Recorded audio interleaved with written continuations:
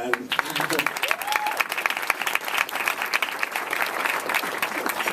that would be enough for most people, I think. But Mr. Allen, who's the son of a sharecropper, is also a former NBA player. You can see the effects of that right there.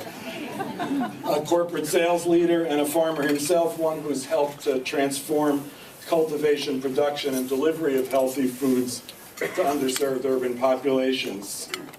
I'll add that his leadership in this work inspires many of us. It's really an honor to have him here. Dan Barber, immediately to Will's left, I would guess, will speak a little more about improving rural agriculture around cities. Dan, of course, is the executive chef and co-owner of Blue Hill in Manhattan and Blue Hill at Stone Barns in Westchester. He's also a prolific and wonderful writer, exploring how we can create greater consciousness around our food choices and a more ecological approach to cuisine in venues like the Times, Gourmet, The Nation, and more. Dan has spoken at Davos and at TED. He's on the President's Council of Physical Fitness. He's won Beard Awards for both Best Chef and Outstanding Chef. I'm not sure what the difference is between those. And he was on Time Magazine's annual 100 Most Influential People in 2009. His influence hasn't waned. Of course, all of this discussion is informed by sustainability, and so our panel's rounded out by David Wan, who is the president of the Sustainable Future Society. Mr. Wan has written or edited 10 books, including the best-selling Affluenza, Reinventing Community, and Superbia, 31 Ways to Create Sustainable Neighborhoods. He specializes in brilliant titles. He's also produced documentaries about sustainable towns and cities, including Designing a Great Neighborhood, which you can find on Netflix. And he isn't merely a talker. He co-designed the neighborhood in which he lives in Golden, Colorado. It might be the last you hear from me. Welcome, gentlemen. Let's start with some opening comments about what we need to be thinking about when it comes to feeding cities. So, David, would you mind starting? Not at all. There are a couple of big picture statements I want to make. One is that the U.S. has the cheapest food in the world as a percentage of national income, but the most expensive health care. What's the connection? It's just right in our faces. We're eating junk food, and we're not getting ourselves properly nourished. A second big picture trend is we're using more and more of what we have less and less of, which is resources. Meanwhile, we're using less and less of what we have more and more of, which is people. And I think this urban growing can be a place, a nexus for change. If you think about what humans need, urban growing can meet each one of those needs. Whether it's creativity, expression, getting together with other people. Small-scale growing is a burgeoning trend in the U.S., and it's very exciting. And I know both of these gentlemen will have something to say about their own personal experiences with it. I would like to talk a little bit about creating regional food webs. And I'll let you guys have your introductory comments. Dan. Yeah. Well, I'm going to play the role of the skeptic, I think, about urban agriculture. My wife says that I'm the kind of guy, like, in the face of something that is inherently, like, really good, I'm always looking for the hole in the donut. So I'll do that today. I'll look for the hole in the donut. And for me, the hole in the donut is not that urban agriculture, more people growing food is a bad thing. Of course, I think it's a really good thing. Or that people like Will Allen, specifically Will Allen, isn't very inspiring, or that the role, the consciousness-raising prospects of a rooftop garden aren't potentially really enormous. I was just talking to Mark about that before we came up. But I think that for the limited resources, economic resources, that are available to cities, my sort of suggestion, and this is to be a little bit reductive about a very complicated issue, is that I think the investment could be better spent in other ways. And I'm going to just say three quick ones. I mean, I think mid-sized farms, which generally aren't local to urban environments but are regional to urban environments, are a good bet for investment. These are farms that are a little bit too small to compete in the Walmartification of the food system, but a little bit too big to pack up a pickup truck and deliver to a farmer's market. These farms don't represent a small constituency. They're 350,000 farms such as these. They're basically gross receipts of about 100,000 to 500,000. They represent about 40 to 50% of the farmland in this country, and they, for the most part, are in a regional food system that surrounds urban environments.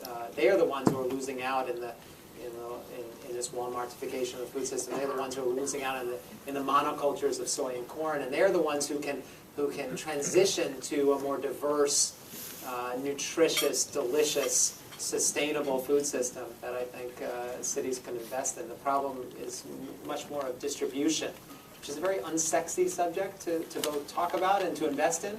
But I think for the future, it's one that we ought to talk about more. And I think maybe if we have the time, Mark, we'll discuss ideas along those lines. I'm thinking of a Tuscan, let's say, milk executive who's looking at a spreadsheet and sees a truck that could go to one farm to pick up 500 gallons of milk versus sending 50 trucks to 50 different farms. At the end of the day, those economies of scale for the distribution are enormous.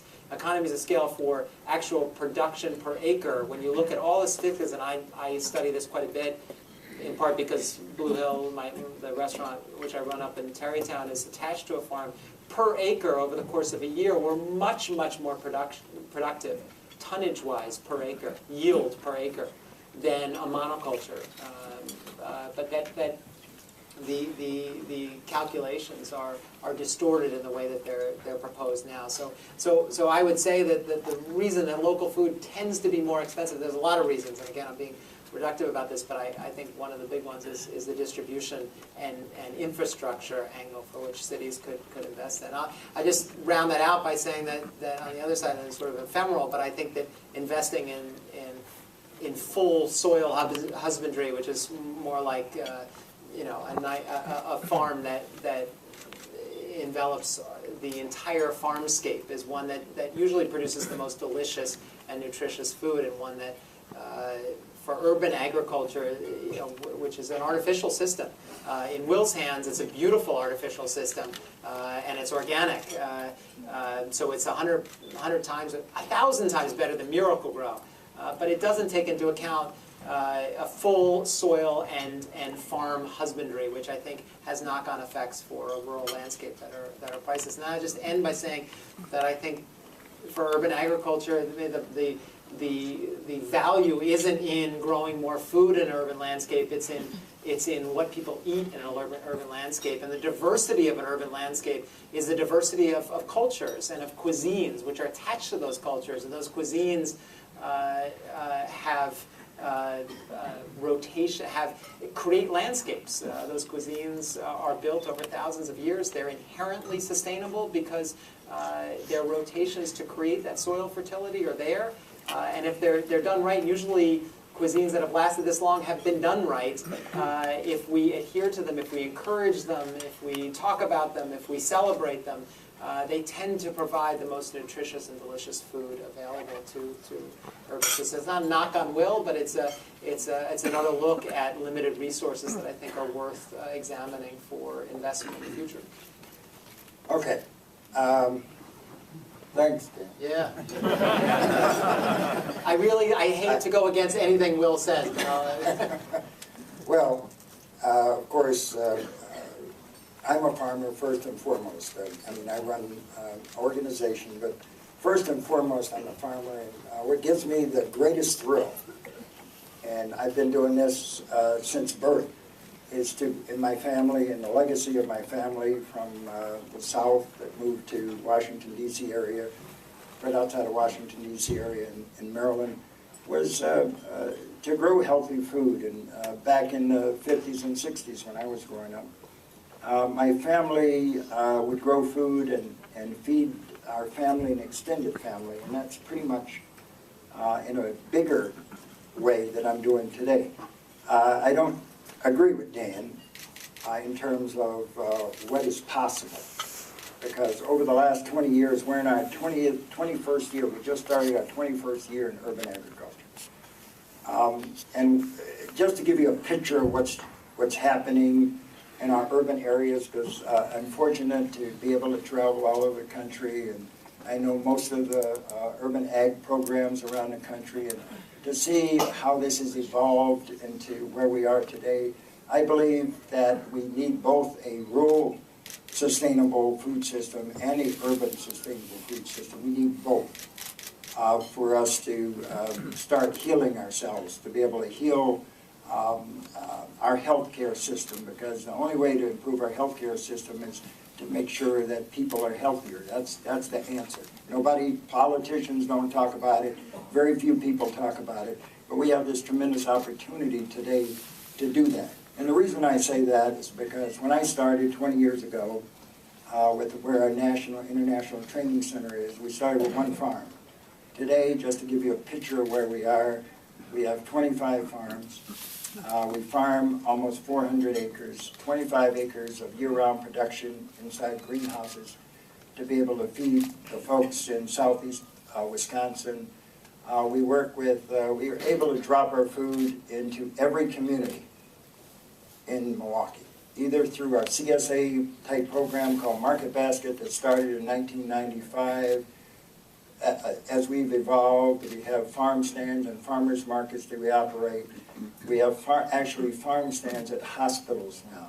We have farm stands at housing projects. We have farms at housing projects. So we're attacking this thing from all sides.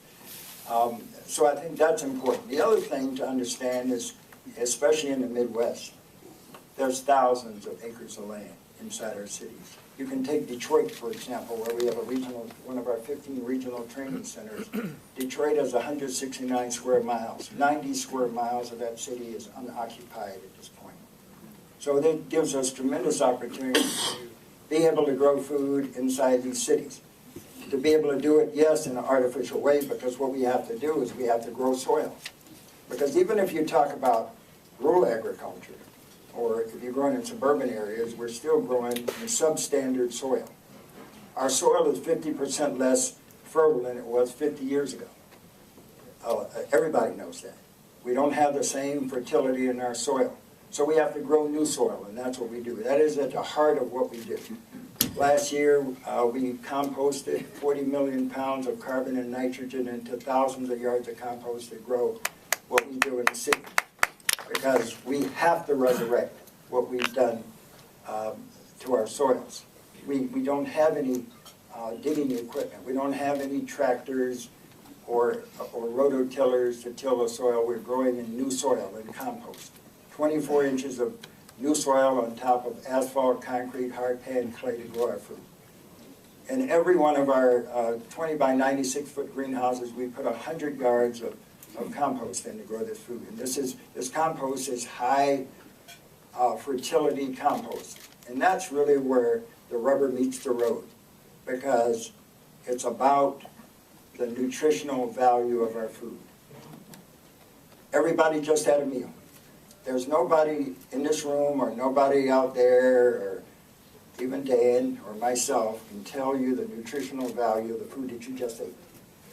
We don't have a testing mechanism whenever you sit down to eat.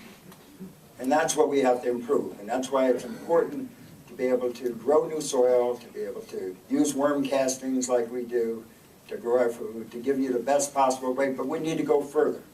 So what I did a few months ago, as I asked, we have great relationships with the medical community, Medical College of Milwaukee, and UW Medical School that we work with, and the School of Public Health in Milwaukee. And I asked some of the folks that I know, some of my colleagues, to join me in studying the nutritional value, and I thought maybe a couple of them would be interested, and all of a sudden everybody wanted to join this team.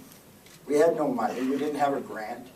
I told them I would fund this at the beginning to bring people together, and they had the testing protocols, so we're going to test 150 different crops that we grow growing power versus crops that are coming in from 1,500 miles or further, because that you said earlier, that most of the food we eat, 99% of the food that's in cities is brought in from outside of the city. So what we want to do is start with aroma tomato. We're going to test the lycopene in aroma tomato. We're going to start with that, which is the good stuff that we should be having in our systems. The lycopene, when you eat a tomato, it's all about the lycopene. And we're going to test the pesticide residue, because everything that you've eaten today has some degree of pesticide in it. So we want to, and I believe this, but we have to quantify all of this stuff. We have to quantify the nutritional value of our food. So that's some of the work. That's the evolution of some of the work. But to say that we can't grow a significant amount of food in our cities, we can do it. We've got cities like Chicago, 77,000 vacant lots, 33 square miles of vacant land. We have 8 farms in Chicago, some 3 and 4 acres. So if you get enough of these 3 and 4 acre farms, teaching people how to farm, because one of the big problems we have in this country, whether you think of urban or rural agriculture or whatever, we don't have enough farmers. We don't have enough farmers to grow the healthy food that we need. So we're going to have to not only grow soil, but we're going to have to grow farmers. We're going to have to train farmers how to grow more intensively. Now we're growing at $5 a square foot. That equates to $200,000 an acre of production inside the city. So every square foot is very important. We are also growing our sprouts at $50 a square foot. In an annual year, that's over $1 million in an annual year, because those sprouts only take a week. So you're turning over that space every week to grow these sprouts. And we've been able to get this food through Cisco into our public schools, because you see Cisco is the only delivery system into the public schools, so you have to partner with those entities to be able to get our food. So this year we're on line to put 250,000 pounds of carrots into Milwaukee public schools. We're on line to, we've been feeding 40,000 students with our sprouts over the last 3 years. So this food is coming year round. We're growing this food year round. These sprouts we grow year round in our hoop houses. So I come from a rural agricultural background. So I understand, and I know rural farmers, and I know rural farmers are struggling today. I have a rural farm myself, a 100-acre rural farm. It's tough. Farming is the toughest profession. I've been fortunate to have a lot of different professions, worked in the corporate world, been a professional athlete. Farming is the hardest profession. You haven't cooked yet. I'm scared of that. I do cook. Dave, can I just, I think that we're at a point where no one, including Dan, I know Dan is trying to be devil's advocate, but no one really thinks that urban agriculture is a joke at this point, and no one would argue that we could sustain ourselves only with urban agriculture either. You mentioned regional food webs, and I think that's sort of a key thing here. And could you just talk about that for a minute? And the other thing is, you mentioned, and you mentioned labor as a key resource, and it's something that rarely gets discussed. It does among people like us, but it's not in the broader discussion of how do we get more of our labor back into farming. And I think that those, Will just mentioned that, I think those are two key things I wonder if you'd comment on for us. I think urban agriculture and farming at large is operating within a contextual change that's huge. The whole culture is changing to appreciate food more, for example. And the whole culture is learning, and we're being somewhat scolded about the idea that beef is going to take a lot more energy to produce, and et cetera. We're going to a different diet. That's huge. And yet, we're beginning to see the benefits as a culture of dietary changes, the kind of nutritional value that you're talking about. It's true that breeders, for example, sort of sometimes stumble into breeding seeds for nutritional content, but all too often they're breeding for size and color. It's not about nutrition. Oops, we forgot that we're supposed to have some nutritional value here. The carrot, for example, all of a sudden carrot seeds, we consumers started demanding oranger carrots, and that also provided more nutrition. So I think the contextual change I'm talking about is, I really do feel that we need antitrust. with some of these large corporations that pretty much dominate and dictate what kind of food we're going to be eating. There's 4 meat packers that pack 80% of the meat, and that same thing is true throughout the food system. So I think we need to work at the same time breaking these larger companies into more usable pieces, and then also build up this urban agriculture. I think one of the prime targets for urban agriculture is the first and second rung suburban land, which will in fact need to be renewed. And I think as we begin to think about that book that I wrote, Suburbia, that's ways to create sustainability in existing neighborhoods that developers or even redevelopers don't want to mess with, because you have all these residents and so forth. But I'm seeing quite a movement of co-housing, intentional communities, so forth, that are saying, well, we want to have this common space. In the case of my community, I live in a 27 household neighborhood, and I tend to be the gung-ho gardener. I'm the community gardener coordinator, and we've devised a little system of neighborhood supported agriculture where they'll just pay a small amount, and we'll have a good harvest by virtue of the fact that it'll get some volunteer work in there. We can pay volunteers to come in and work.